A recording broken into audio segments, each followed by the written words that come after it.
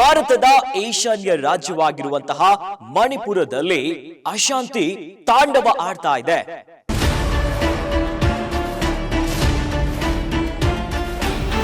ಅಪಹರಣ ಆಗಿದ್ದಂತಹ 6 ಜನರ ಮೃತದೇಹ ಪತ್ತೆಯಾಯಿತು ನೋಡಿ.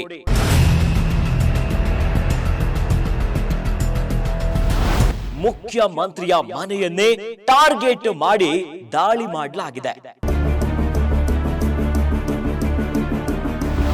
ಗ್ಯಾರಂಟಿ ಗ್ಯಾರಂಟಿ ಗ್ಯಾರಂಟಿ, ಇದು ಗ್ಯಾರಂಟಿ ನ್ಯೂಸ್, ಸುದ್ದಿ ಖಚಿತ, ನ್ಯಾಯ ನಿಶ್ಚಿತ.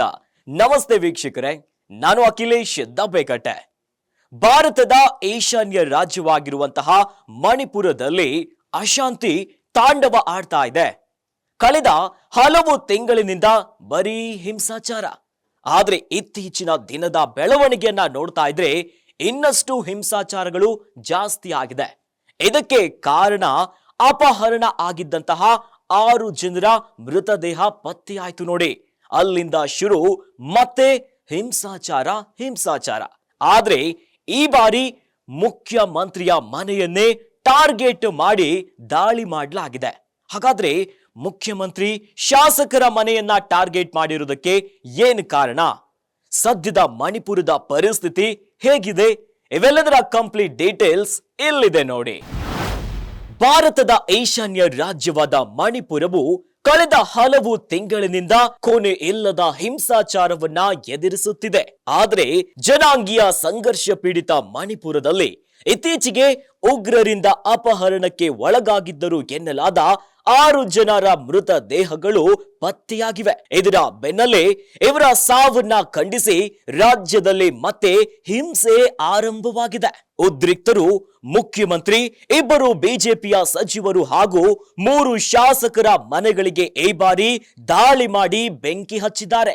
ದಾಳಿಗೊಳಗಾದಾಗ ಮನೆಯಲ್ಲಿ ಮುಖ್ಯಮಂತ್ರಿಯವರು ಇರಲಿಲ್ಲ. ಬಿರೇನ್ ಸಿಂಗ್ ಅವರ ಇಂಪಾಲ್ನ ಖಾಸಗಿ ನಿವಾಸ ಹಾಗೂ ಅಳಿಯನ್ನಾಗಿರುವ ಶಾಸಕನ ಮನೆಯೂ ಕೂಡ ಸೇರಿದೆ. ಆದರೆ ಈ ವೇಳೆ ಬೀರನ್ ಮನೆಯಲ್ಲಿ ಇರಲಿಲ್ಲ, ಕಚೇರಿಯಲ್ಲಿ ಸುರಕ್ಷಿತವಾಗಿದ್ದರು ಅಂತ ಮೂಲಗಳು ಹೇಳಿವೆ. ಮೃತ ದೇಹ ಪತ್ತೆಯಾಗ್ತಿದ್ದಂತೆ ಮಣಿಪುರದಲ್ಲಿ ಮತ್ತಷ್ಟು ಹಿಂಸಾಚಾರಗಳು ಭುಗಿಲೆದ್ದು ಬಿಟ್ಟಿದೆ.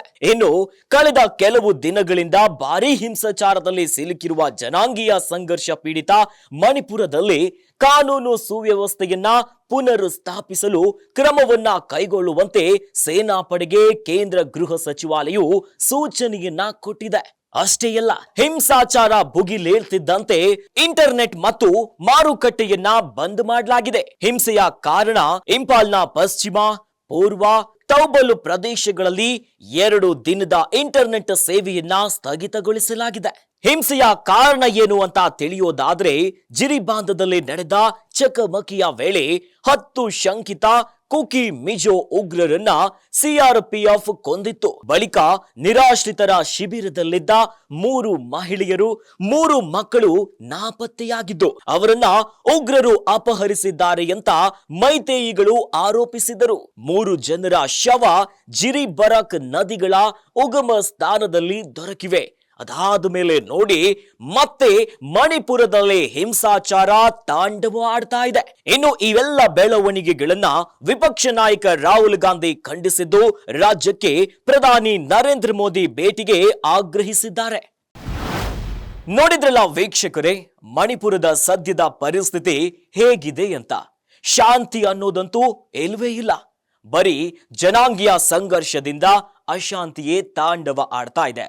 ಒಟ್ಟಲ್ಲಿ ರಾಜ್ಯ ಸರ್ಕಾರ ಮತ್ತು ಕೇಂದ್ರ ಸರ್ಕಾರ ಶೀಘ್ರವೇ ಒಂದು ಪರಿಹಾರವನ್ನ ಕಂಡುಕೊಳ್ಳಿಲ್ಲ ಅಂತಂದ್ರೆ ಅಲ್ಲಿ ಶಾಂತಿ ನೆಲೆಸೋದು ಕಷ್ಟ ಸಾಧ್ಯವಾಗ್ಬಿಟ್ಟಿದೆ. ಒಟ್ಟಲ್ಲಿ ಮಣಿಪುರದಲ್ಲಿ ಶಾಂತಿ ಸ್ಥಾಪನೆ ಆಗ್ಲಿ ಅನ್ನೋದೇ ನಮ್ಮ ಆಶಯ. ಇನ್ನಷ್ಟು ಸುದ್ದಿಗಳಿಗಾಗಿ ನೋಡ್ತಾ ಇರಿ ಗ್ಯಾರಂಟಿ ನ್ಯೂಸ್.